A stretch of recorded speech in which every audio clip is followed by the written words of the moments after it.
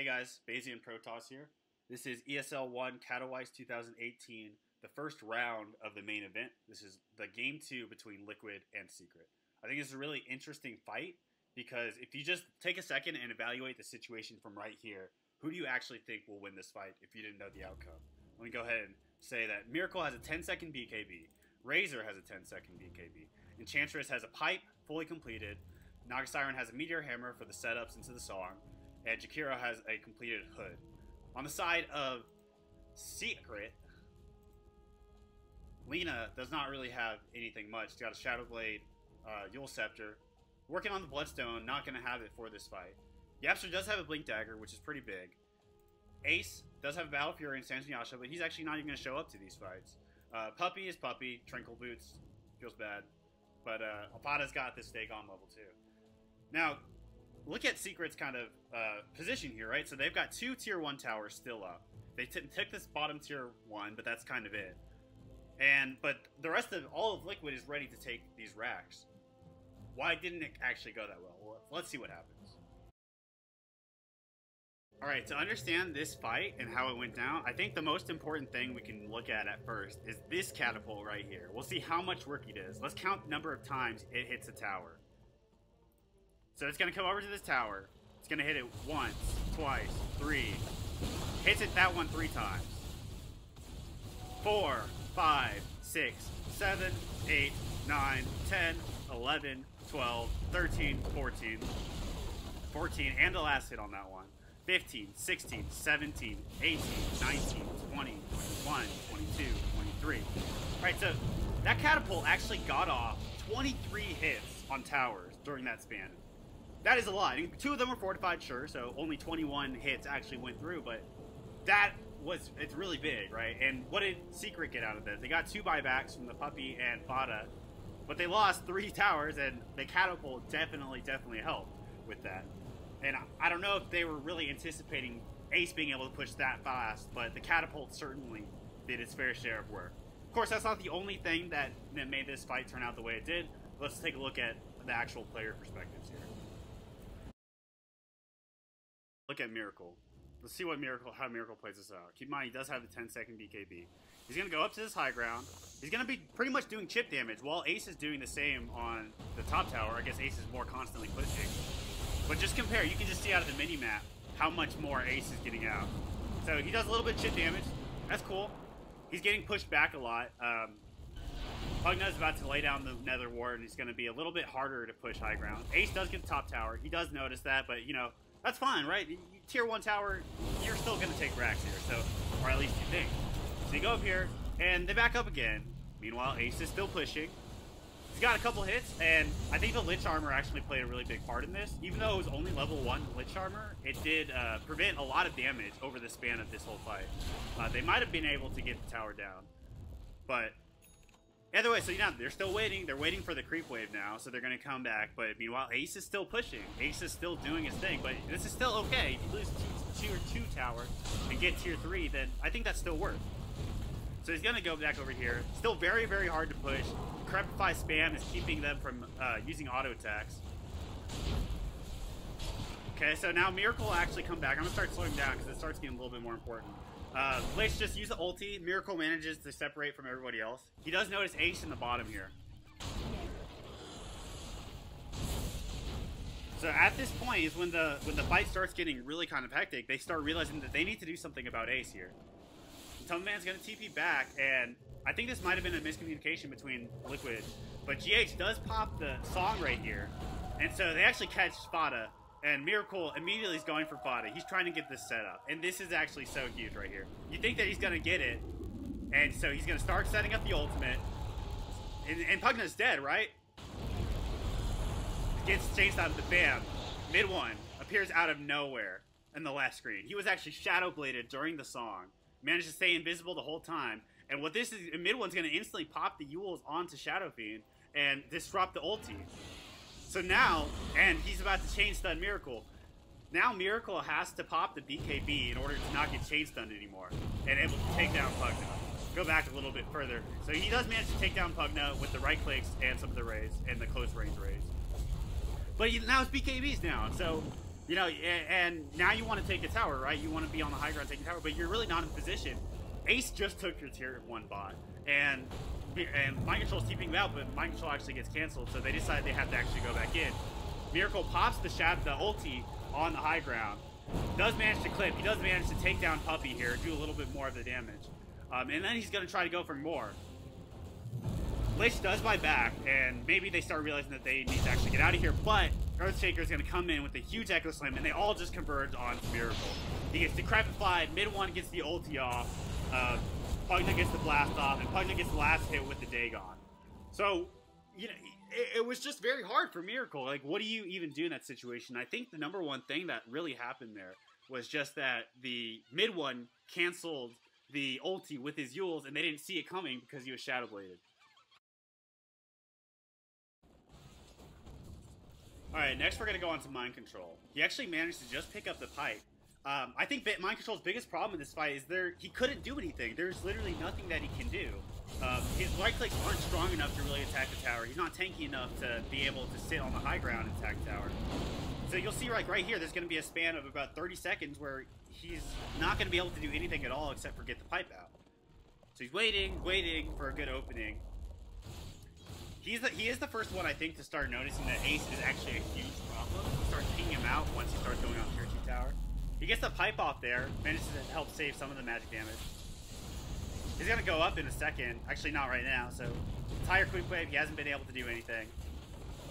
Just waiting. Still been about 30 minutes, 30 seconds without a single attack. Anything other than the pipe usage.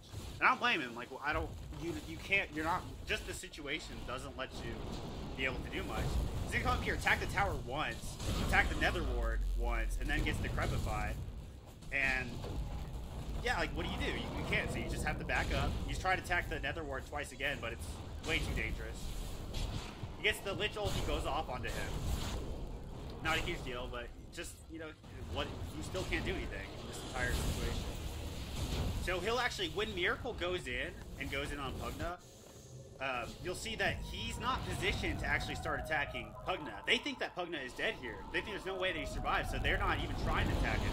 And it takes a second for him to realize that he's got to kill Pugna, because Miracle was not able to get that ulti off. He'll come over here, and then he tries to TP, and actually gets canceled by Earthshaker. Once they cancel it, they completely ignore MindControl for the rest of this fight. They're going to get Miracle first. They're all going to converge onto Miracle.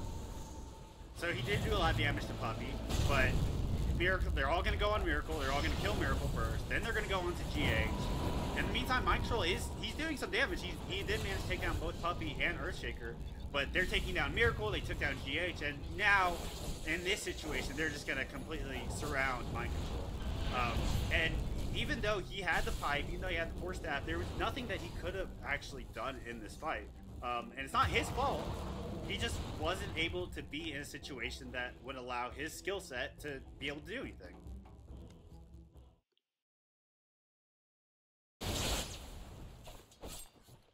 Alright, so next we're going to look at Liquid GH. That is Naga Siren.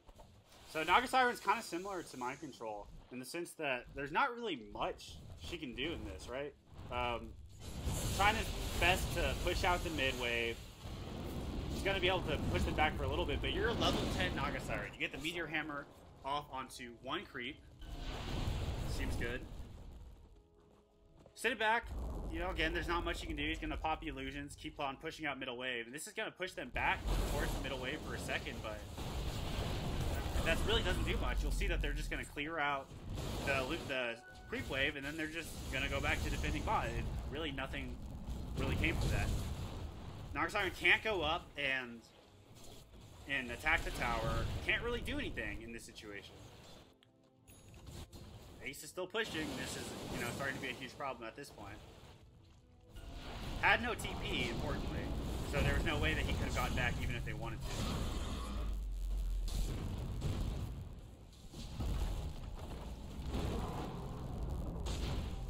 Sitting back, you know, you're not able to do much. Get the illusions, they're going to go high ground, instantly get evaporated by the Lich ult.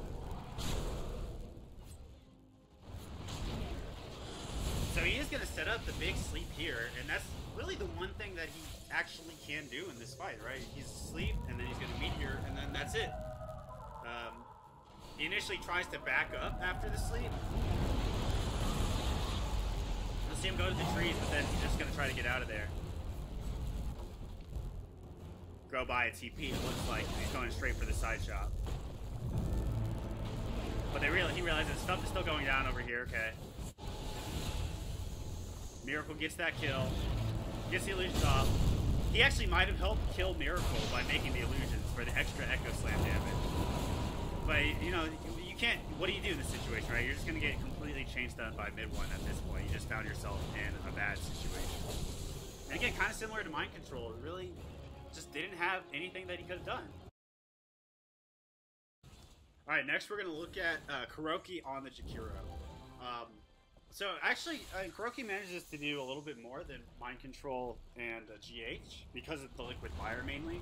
So he ends up getting 4 Liquid Fire Blast off, which is not, you know, insignificant. That's actually still is some damage.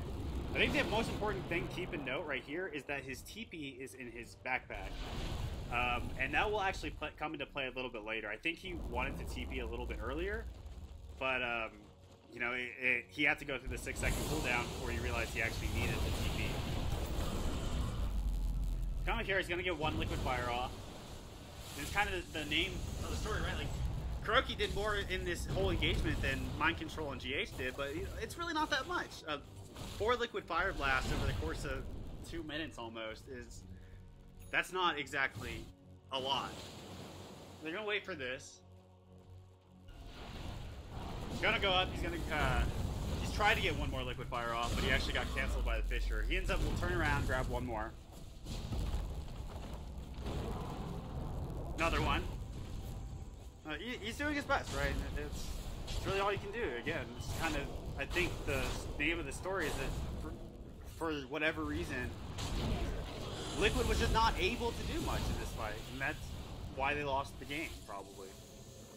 So I come back here. Now he just realized, he just put his TP in his backpack, and now it's on cooldown. Just came off cooldown as Ace was taking the bottom tower. It was almost dead. So he's going to come over here, he's going to drop the Liquid Fire. That was actually pretty big because it made sure that Pugna, even though he didn't get bursted down by the ulti of Miracle, it made sure that he wasn't able to move and still died, which was still a big play. So now he manages to TP back, and now this is a completely different fight. This is Jakiro, Razor versus Terrorblade. He's going to pop the Ice Path, but then Miracle, or TP, Ace is just going to instantly TP out, and there's not much he can do. And next, we're going to be looking at Matumbaman on the Razor. He's actually the first one to TP back. He also has a 10-second BKB. I don't actually remember if he used it during this fight, but we'll see. So he does use the Q, clear out the Creep Blade. Also, not able to do much. He does instantly shift the TP into his backpack and takes out the wand. So perhaps he was the first one, actually, and then he puts it back. Okay. So then they go up on he gets instantly crepified, half of his HP is gone. And this is actually big. In that one engagement, he lost half of his HP. And this will be a reason that he can't man up to TB and actually push him away from the tower. They lost the tower because by the time Matumbaman went back, he was only half health. And then he TPs straight into the middle of the creeps and loses his health, but we'll see that in a second. So they're waiting for the creeps now. Definitely realizes the Ace's problem. He does now shift his teleport to his inventory. But they're going to still try to take this tower. Staying a little bit further back, he knows he's a little bit lower than everybody else now. They almost have this tower, but not able to finish it off. Backs up from the Lich ulti, making sure he doesn't get hit by it.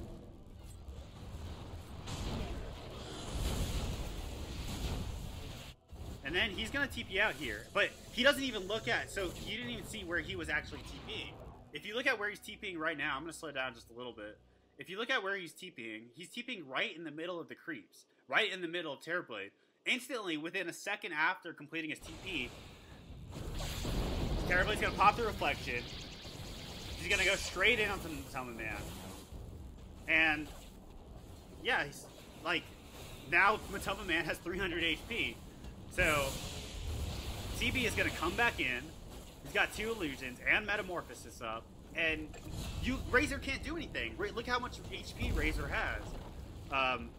He can't do anything at all here. He's just gonna die if he walks up and tries to spin. So he has to just go back to the fountain and defend. He does get the salve off in the fountain, but your tower's already dead. Your tier 3 is already dead. Even now, you're like almost you're gonna be like pretty much full health, and you still can't do anything. The Ace is absolutely ridiculous in this game. Pops the reflection again. Razor does get the Yules on the Ace, buying a little bit more time. He might have been able to get the melee racks if Miracle or Matumbaman hadn't done that. He's going to try to chase it, but Terrorblade's just going to TP out. No stuns are left over. No Yules, no Ice Path. So that's kind of how that worked as well. I think the key to understanding this is that Matumbaman just got bursted down to half his HP, and then he TP'd in the middle of the creeps, and that just led to like him not able to do anything versus the Terrorblade. Look at Puppey on Lich, and Puppey has this tendency to play very far back from the rest of the team. I think something really important that Puppey was doing in this engagement was armoring the tower. What that did is it kept Liquid from actually being able to destroy the tower. And it's hard to say what would have happened if this happened or this happened, but potentially if they had taken the tower, they might have TP'd back and just called it a day, TP'd back and defending against Terrorblade. This game might have been different. But once they start actually targeting the tower, he's gonna frost it. Staying very, very far back, doesn't want to get bursted down. Out of vision right now. He's got the ult up. He's going to use it in a second. He actually comes over to help clear out the mid illusion creep wave that was pushing in. All he really does is give some frost armor to Lina. So he pings out this nether ward. He does not want this nether ward to die. He's probably the one that prevented them from taking it, because he uses the Q and the ult onto the Enchantress to push her back from getting the nether ward. And so I actually didn't see that before, but Jakiro got a 3-man ice pad uphill. That was pretty clutch. I don't think he had vision of that either. So he comes over here. He's not able to do much here. He actually just pretty much gets bursted down. He tries to come over and help. He's gonna stay back for a second. But then he sees MindControl canceling, TPing. So I think he thinks that they're all leaving at this point. So he's now in front. Puppey, this usually hyper defensive support that never will be in the front. Suddenly he finds himself in the middle of things and just gets pretty much bursted down. He'll insta buyback here. He'll TP to the shrine without even. I think that was pretty cool how he didn't even look at the shrine or anything else. He just kept his eyes on the fight. Starts clicking over there. He's gonna come wrap around from the other side. Kind of turns out to be a little bit unnecessary. He does manage to get the Q off onto the Naga Siren, help ensure that kill.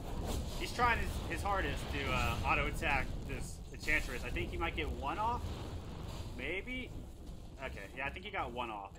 I don't know if the buyback was really necessary, but I think the frost armor through that whole fight was really, really important. On to Ace, and I think Ace really played this very well because he knew the exact time when to commit to the push, when to pop the Metamorphosis, and when he realized he could get the tower. So right here, he's playing very carefully because he doesn't know if they're going to TP back. He's going to go back over here, kind of make some space. He'll go over here. He'll go grab the Radiant Bounty Rune once he realizes that they're all committed to the top, or to the bot push. Grabs the Bounty Rune, pop the illusion, push it out, and then he kind of waits here, kind of goes back and forth, and maybe decides, I think I'm going to go for this, right? So he goes over here. He actually pings it out, and I think he's telling his team here, like, guys, I'm going to pop meta, just keep them busy. So he goes over here, cuts the illusion, and then he commits right here. He pops the Metamorphosis. He's going to start just killing this tower. And notice, he's not going back and forth anymore, right? He's not deciding, should I push or not? He is going all in on this push. He's popping all these illusions. He's going he's going to get this tower. He wants this tower. And he manages to do a lot of damage right here. And I think he realizes that Razor's the only one TPing back here. And he just turns around, pops the reflection, and just goes back in.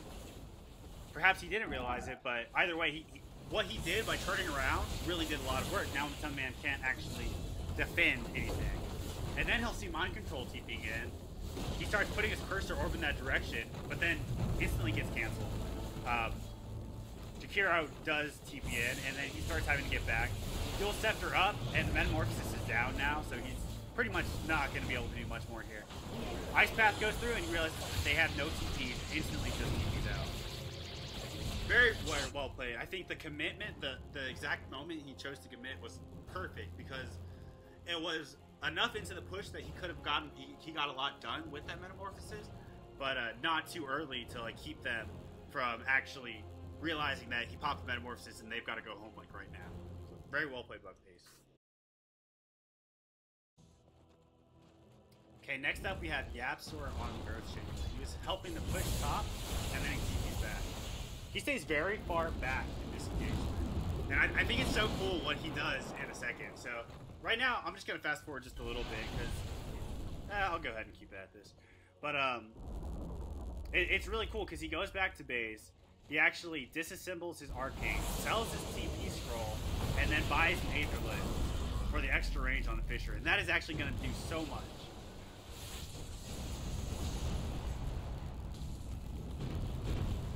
So he's going to go back now.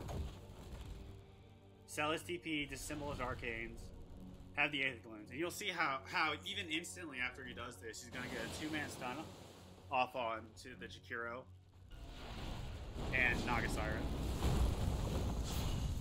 The extra range, pretty nice. And then he kind of goes back, right? Because he can't really do anything. He wants to pop an Echo Slam. I think he's looking for a good one.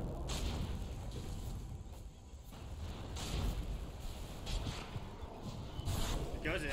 So he'll actually almost cancel this TP by the Razor, but misses just in time. He gets Ice Pathed up by Kuroky. I think the Ice Path might have saved the Rax at this point, right? He almost gets that cancel off, but doesn't manage to do it. Meanwhile, GH comes back with the song. Fata's gonna go down. He's still staying pretty far back. So right about here, he starts really becoming really important in fights, because he's gonna immediately cancel Mind Control, and then he's just gonna ignore him. He's waiting for the blink. He's gonna expend the Echo onto Miracle. Miracle's gonna go back to the high ground. He doesn't have vision, but he's gonna instantly get the Echo with the illusions from Naga Siren. Take him down, and then he gets actually just killed by the right clicks of Mind Control with that impetus damage. But it was really important that he canceled that TP. Might have been able to save the tower there. Maybe not, but definitely something to keep in mind. We're going to look at Fata with Pugna. So using the Nether Ward to actually dissuade the push is pretty big. Also the Nether Blast to help kill some of the creeps. Very annoying. Kind of staying back. He's just kind of focused on defending here.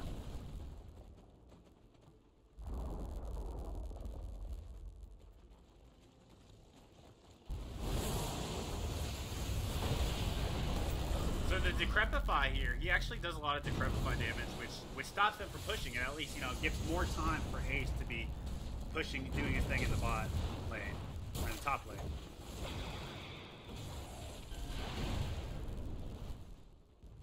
After this push, you know, they're still just making room. Spada's the only one who really needs to be here to defend this immediate push. Gets the Nether Blast off on the other side of the Fisher. Gets the Decrepify off on Enchantress, that really long range thanks to the Aetherlit. Nether Blast to kill some of the creeps. And then he gets very aggressive here. He starts going very far forward, gets the Dagon off the Jakiro, and then he gets caught out by the song here.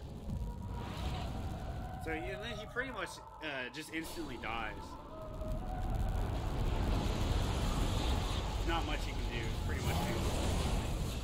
But I think that the Nether Blast really allowed them to make a lot of space for Ace on top lane. It kept on killing the Creep Blast, so he was probably the one that was most responsible for them always having to wait for a creep wave. Lina was helping push in this wave. He's gonna clear out this wave and then TP back to help this defense. So mid one and Pugna did a lot of wave clear, so it was really hard for Liquid to actually commit to a solid push.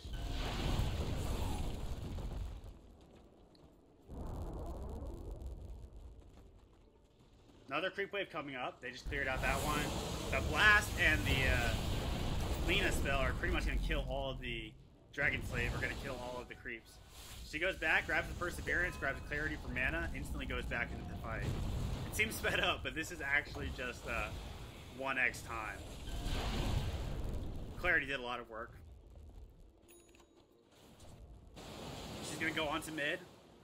Dragon Slave is going to clear out all these illusions.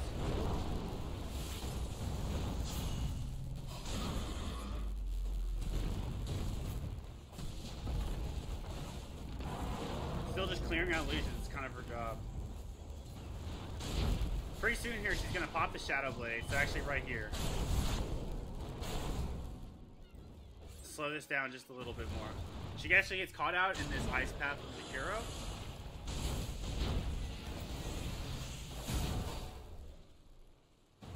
Pops the Shadow Blade. And none of Liquid see this. This is probably a reason why Fata was going far forward too. Realize this. She actually gets caught out in the SAR. But they don't see this. They have no idea that mid one is right here. Spam clicking on Miracle, and he knows what's going to happen. Trying to get that Yules off. And manages to get it off just in time. Then she uses the W to try to stun him, forcing Miracle to use the BKB. They're going to back up, wait out this BKB. They have the position out. They can just wait, right? So they're not really in the best position to push. Liquid are. So the BKB, they just got to wait it out, and then they go back in. Still end up being part of the cleanup crew. I think we can go back to normal speed at this point. Skip a little bit far right there. She actually uses the W, stun up Mind Control. Pops Shadow Blade again, comes out and attacks Miracle. Pops the ulti on him. Running around. He's actually very low on mana at this point. He's like spam using the wand as soon as it's up. And then, yeah, I mean, pretty straightforward. I think the Shadow Blade into the song really made this fight go the way of Secret.